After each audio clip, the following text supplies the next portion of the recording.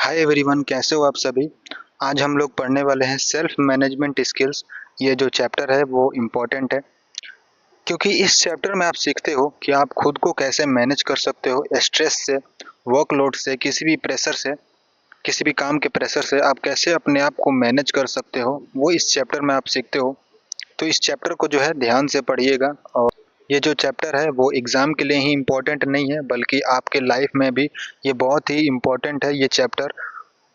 तो चलिए इस चैप्टर में देख लेते हैं कौन कौन से आज हम लोग टॉपिक्स जो है वो पढ़ेंगे आज। तो देखिए, आज हम लोग जो है ना 2 टॉपिक्स पढ़ने वाले हैं। कौन कौन से, तो एक है हमारा stress and it's management, and जो दूसरा है ना वो है हमारा एबिलिटी टू वर्क इंडिपेंडेंटली। ये जो 2 टॉपिक्स है आज की इस वीडियो में हम लोग पढ़ने वाले हैं। और जो बाकी के जो टॉपिक्स बच जाएंगे वो हम अगली वीडियो में पढ़ेंगे और इस चैप्टर को जो है कंप्लीट कर देंगे। तो ये जो चैप्टर है वो आपके लिए बहुत ही इम्पोर्टेंट है। ध्यान से पढ़िएगा, ध्यान से इसको समझिएगा। तो stress and its management.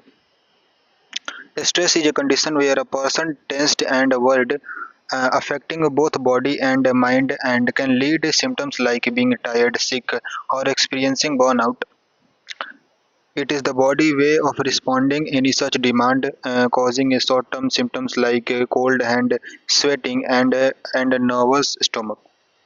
देखिए, स्ट्रेस एक ऐसा कंडीशन है जिसमें एक पर्सन जो है ना टेंस्ड और वरीड रहता है, यानी टेंशन लेता है या वो हमेशा चिंता करता रहता है। और ये बॉडी एंड माइंड दोनों को ही अफेक्ट करता है।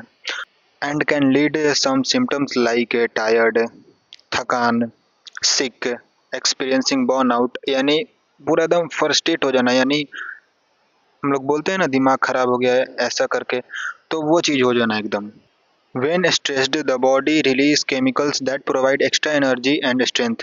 जब हम लोग स्ट्रेस में होते हैं ना तो जो बॉडी है वो कुछ केमिकल्स रिलीज करता है जो कि extra energy and strength provide करता है। Stress can caused by both good and bad experiences and even physical danger. Stress दोनों कारणों से हो सकता है, ये गुड और बैड एक्सपीरियंसेस से, एंड कभी कभी फिजिकल डेंजर से भी स्ट्रेस हो सकता है। कभी हम कोई फिजिकल किसी सिचुएशन या किसी डेंजर सिचुएशन में फंस गए तो उसकी वजह से भी हमें स्ट्रेस हो सकता है। The good stress is termed by eustress, while the bad stress is often resulting from emotional response with no outlet for the extra energy is called distress. Good stress को हम यू स्ट्रेस कह सकते हैं, and bad stress जो है emotional response result करता है। और जो है ना एक्स्ट्रा एनर्जी वगैरह कोई इसमें आउट नहीं होता है, तो वो क्या होता है, distress. Type of stress. Stress is a response to stimuli from external environment, social or internal thoughts and illness factors, classified into 4 different types based on the stimulus. देखिए, 4 प्रकार के जो है ना स्ट्रेस होते हैं, जो कि हमारा फर्स्ट जो है हमारा survival stress, internal stress, environmental stress, fighting related stress. एक एक करके इन चारों स्ट्रेस को पढ़ेंगे और समझेंगे क्या है ये स्ट्रेस। देखिए, सर्वाइवल स्ट्रेस, द फाइट और flight response, which is an automatic physical reaction in people and animal to danger, providing a burst of energy to either survive at threat by fighting it or escaping it. Human और animal में ये जो है ना एक automatic physical reaction होता है। जब कोई पर्सन या एनिमल किसी डेंजर सिचुएशन में होता है ना, तो इस सिचुएशन में बॉडी से बहुत तेजी से एनर्जी मिलती है ताकि उस डेंजर सिचुएशन से आप फाइट कर सको या फिर वहां से आप भाग सको।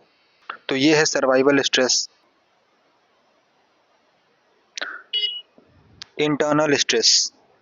Internal stress originate from within a person, often regarding unreasonable matter or unexpressed worries, and accumulates over time. This stress is significant in understanding and managing various types of stress. It can lead individuals, such as those in large cities with a hurried lifestyle, to perceive even non-stressful situation as demanding. In ultimately internal stress advisedly affect work performance। तो देखिए, internal stress को हम अंदरूनी तनाव या भीतरी दबाव कह सकते हैं। ये स्ट्रेस जो है ना इंसान के अंदर से ही पैदा होता है। अक्सर ये ऐसे चीज़ों के बारे में होता है ना, जो ज़रूरी या रीज़नेबल नहीं है, या फिर अनएक्सप्रेस्ड वरीज़ और चिंता से आती है, जिनको हम दबा के रखते हैं और वो समय के साथ जमा होता रहता है, एक्युमुलेट ओवर टाइम्स। तो ये हमारे अंदर से ही पैदा होता है, जो इंटरनल स्ट्रेस है हमारे अंदर से ही पैदा होता है, हम किसी को बताते नहीं हैं। जो स्ट्रेस है उस वो हम किसी से डिस्कस नहीं करते हैं और वो हमारे अंदर एक्युमुलेट होता रहता है और वो एक स्ट्रेस का रीज़न बन जाता है। जैसे कि आप कोई प्रॉब्लम है, आप किसी को बता नहीं रहे हो, वो आपके अंदर एक्युमुलेट हो रहा है और वो स्ट्रेस का कारण बन जाता है एक ना एक दिन। तो वो होता है internal stress. Environmental stress as a response to external happening like noise, pollution, crowding and work pressure. Some of these stress can be controlled while the others may not. Identifying and learning to avoid or deal with these environmental stress is key to lowering one overall stress level. देखिए, जो environmental stress है, वो external happening की वजह से होता है, like noise, pollution, crowding and work pressure. इन सब चीज़ों की वजह से एनवायरमेंटल स्ट्रेस होता है। तो ये जो स्ट्रेस है ना, इसको हम लोग कंट्रोल कर सकते हैं, उससे सीख के या उसको अवॉइड करके या उससे डील करके हम ये जो स्ट्रेस है, एनवायरमेंटल स्ट्रेस, इसको हम कम कर सकते हैं ओवरऑल। तो ये है इन्वायरमेंटल स्ट्रेस, जो कि होता है noise, pollution, crowding and work pressure की वजह से, और इसको हम कम कर सकते हैं। इसे या तो इससे डील कर सकते हैं या तो हम इसको अवॉइड कर सकते हैं, जिसकी वजह से क्या होगा, ये स्ट्रेस जो है हमारा कम हो जाएगा। Fatigue related stress. This describes fatigue related stress which gradually build from overworking or over exercising and not taking sufficient time for rest and relaxation. It is a difficult type of stress because many people feel a lack of control over the demands that cause it. देखिए, fatigue related जो stress है, वो gradually build होता है over working की वजह से, ज़्यादा काम करने की वजह से या ज़्यादा एक्सरसाइज करने से। और जब आप सफिशिएंट टाइम रेस्ट में नहीं देते हैं या रिलैक्स नहीं करते हैं, तो ये फैटिग रिलेटेड स्ट्रेस होता है। और ये एक डिफ़िकल्ट टाइप ऑफ स्ट्रेस है। Many people feel lack of control over the demand that cause it. और इस पर जो है कंट्रोल कर पाना थोड़ा-सा मुश्किल हो जाता है। इसकी वजह से ये जो है ना, ना हो स्ट्रेस, ये आप ध्यान रखिए, प्रॉपर रेस्ट कीजिए, रिलैक्सेशन का टाइम दीजिए, जो भी आप कर रहे हैं। ओवर वर्किंग ना कीजिए, ओवर एक्सरसाइजिंग ना कीजिए, सफिशिएंट वर्क कीजिए, सभी चीज़ें एक बैलेंस में कीजिए, प्रॉपर रेस्ट लीजिए, प्रॉपर रिलैक्सेशन का टाइम दीजिए, तो इस स्ट्रेस से आप बच पाएँगे। Identifying stress. Stress management involves various techniques to control or reduce a person's stress level, particularly chronic stress, and improve daily functioning. To manage stress effectively, one must first understand its cause and symptoms. Stress को manage करने के लिए बहुत सारे technique हैं, जो कि हम जिससे कंट्रोल और रिड्यूस कर सकते हैं स्ट्रेस लेवल को, particularly chronic stress, and improve daily functioning. Some way to find out our stress level. The alarm response. The body initial reaction to stress involving an adrenaline rush that increase heart rate and muscle tension to prepare for action. An individual's sensitivity to stress during this response is unique and can be shaped by childhood experience. तो ये जो alarm response है ना, तो stress के लिए जो initial reaction होता है, इससे आप खतरे की घंटी समझ सकते हैं, जो कि तुरंत बजता है। इसमें सबसे पहले ये होता है एड्रेनलिन रश। हमारे बॉडी में तेजी से एड्रेनलिन हार्मोन रिलीज होता है। ये एक तरह का बूस्टर डोज होता है। इससे रश की वजह से हमारा बॉडी एक्शन के लिए तैयार होता है। ये तैयारी इन दोनों चीज़ों से दिखती है, हार्ट रेट बढ़ जाना, मसल टेंशन बढ़ जाना, ताकि हम लड़ने के लिए या भागने के लिए तैयार रहें। Identifying symptoms of stress. We often fail to identify stress symptoms because we have become accustomed to living with the stress for a long time. Effective stress management require being able to observe and identify various signs of stress within our self. देखिए हम ज़्यादातर जो है ना fail हो जाते हैं identify करने में स्ट्रेस के सिम्टम्स को, बिकॉज हम ये जो है ना हम जान चुके हैं, हम इस स्ट्रेस के साथ जो है ना रहने की आदत डाल चुके हैं लॉन्ग ओवर टाइम। इसलिए जो है ना हम आइडेंटिफाई नहीं कर पाते हैं अपने स्ट्रेस लेवल को। हम इसमें इफेक्टिव स्ट्रेस मैनेजमेंट जो है ना टेक्निक है, उसके लिए आपको ऑब्जर्व एंड आइडेंटिफाई करना पड़ेगा अपने साइन ऑफ स्ट्रेस को। तभी आप जो है ना इसको इस टेक्निक को यूज करके आप अपने स्ट्रेस को कम कर पाएंगे। Cause of stress, personality largely determines the cause of stress, especially if a person is over ambitious and set unrealistically high goal. Such behavior can lead to significant stress and related physical problem. In contrast, those who don't set excessively high goals and likely to experience stress related issue. देखिए जो person over ambitious होते हैं ना, और जो है ना ऐसा अपना जो गोल सेट कर लेते हैं जो हो ही नहीं सकता, तो उससे क्या होता है स्ट्रेस हो सकता है। हाई गोल सेट कर लेते हैं तो वो जब अचीव ही नहीं हो पाता है ना, तो उससे स्ट्रेस हो जाता है जब वो अचीव नहीं हो पाता है। और जो उसके वजह से जब जो है ना वो अचीव नहीं हो पाता है, तो बिहेवियर में भी चेंजेस आ जाते हैं उस पर्सन के, और उसके वजह से जो है फिजिकल प्रॉब्लम्स भी हो सकते हैं। तो इन कंट्रास्ट जो लोग एक्सेसिवली हाई गोल सेट नहीं करते हैं, अपना मॉडरेट जो गोल सेट करते हैं, तो वो जो है ना लेस एक्सपीरियंस करते हैं stress related issues. Personal sign of stress. To manage stress, one must recognize their personal sign of stress, which can manifest physical like excessive sweating or shivering, and behaviorally like nail beating, poor concentration and constant worrying. तो देखिए जो personal sign of stress है ना, वो manage करने के लिए हमें जो हमारे अंदर जो साइन ऑफ स्ट्रेस है उसको आइडेंटिफाई करना पड़ेगा, which can manifest physically like अगर आपको एक्सेसिव स्वेटिंग हो रहा है, सीवरिंग हो रहा है, एंड बिहेवियरली चेंजेस हो रहा है लाइक नेल बीटिंग, नाखून काटना दांतों से, पुअर कंसंट्रेशन, किसी भी चीज में जो है ना कंसंट्रेशन का लो हो जाना या कंसंट्रेट ना कर पाना किसी भी चीज में, किसी भी काम में, कांस्टेंट वरिंग यानी हमेशा चिंता करते रहना किसी भी चीज के लिए। तो वो जो है ना पर्सनल साइन ऑफ स्ट्रेस है, उसको हम आइडेंटिफाई कर सकते हैं और उसको मैनेज कर सकते हैं। Management of stress. Stress can reduce or manage tolerable limited through proper planning and the use of right techniques. These well-known techniques often involve disciplined exercising and various relaxation methods. तो देखिए ये जो है ना कुछ स्ट्रेस मैनेजमेंट के techniques है like physical exercise, nature walk, yoga, meditation, leisure, other techniques. तो ये कुछ स्ट्रेस मैनेजमेंट टेक्निक्स है जो कि हम पढ़ेंगे।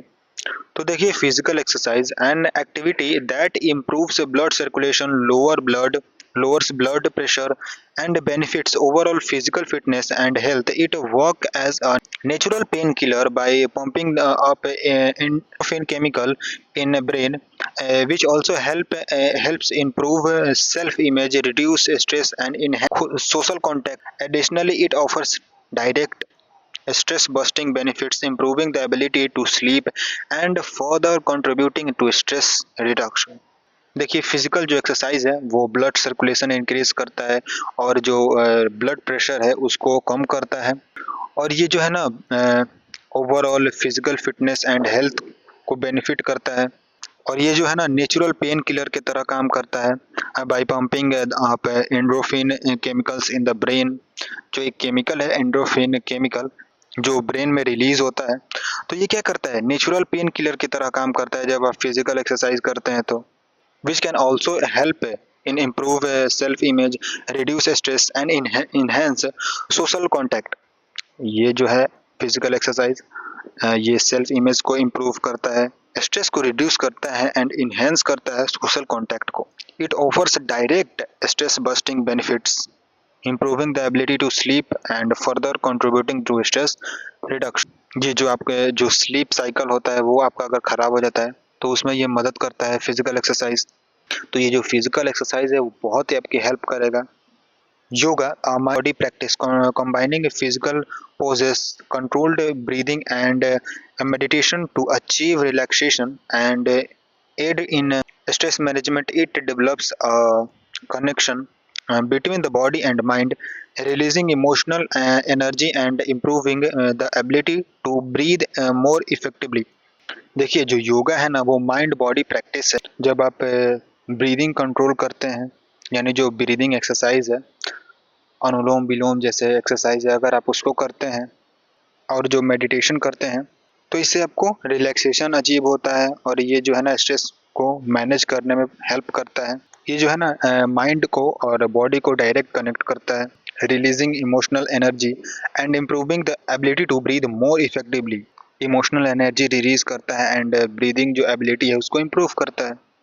Meditation, an activity that moves beyond noisy thoughts into silence, leading the mind to state of restful alertness, where the body is fully alert and awake, not in deep rest. It provides many healing effects that reserve the or flight response, resulting in decreased heart rate and normalization of blood pressure. Other benefits include deeper breathing and reduced production of stress hormones. This also lead to higher immunity, more efficient use of oxygen and reduce inflammation.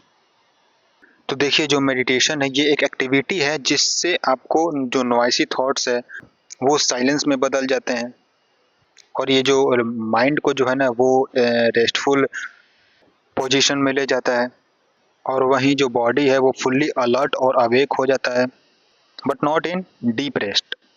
और ये क्या करता है, heart rate को decrease कर देता है and normalise blood pressure को नॉर्मल कर देता है मेडिटेशन। तो ये जो मेडिटेशन है ना वो बहुत ही इम्पोर्टेंट है। अगर माइंड में आपके बहुत सारे थॉट्स चल रहते हैं, चल रहे हैं, बेकार के थॉट्स चल रहे हैं, तो आप मेडिटेशन करिए। मेडिटेशन से जो आपका जो माइंड में बेकार के थॉट्स चल रहे होते हैं उससे जो है ना काफ़ी ज़्यादा बेनिफिट मिलता है। आपका जो माइंड है वो रिलैक्स हो पाता है। योगा एंड मेडिटेशन के बहुत सारे फ़ायदे हैं। योगा के फिज़िकली जो है ना फ़ायदे हैं और जो मेडिटेशन है उससे आपके माइंड को जो है ना वो पीस मिलता है।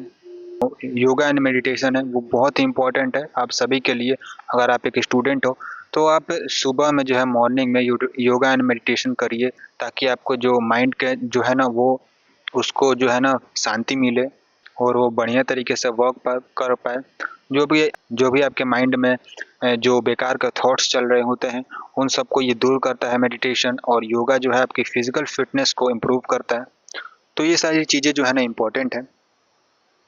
अब देखते हैं leisure. Leisure means spreading holidays with family and friends, travelling और engaging in similar activities and hobbies, allowing you to indulge in your interest.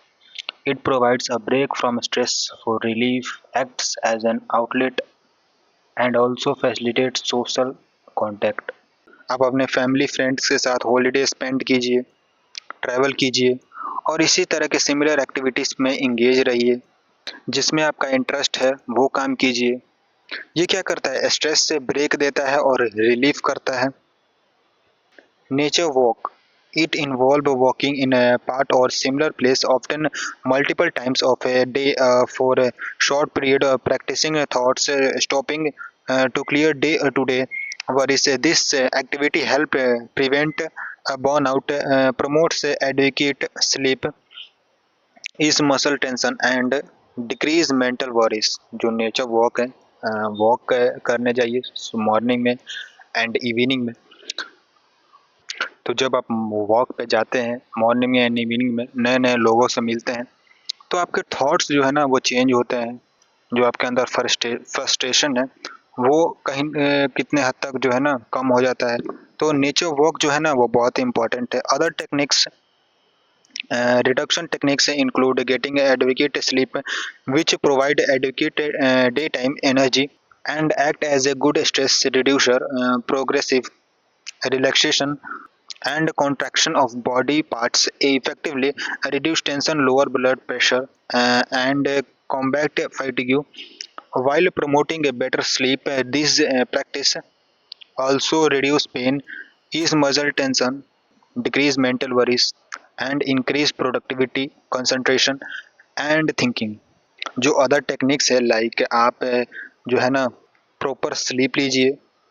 अगर आप प्रॉपर स्लीप लेते हैं तो ये जो है ना स्ट्रेस को रिलीफ करने में मदद करता है।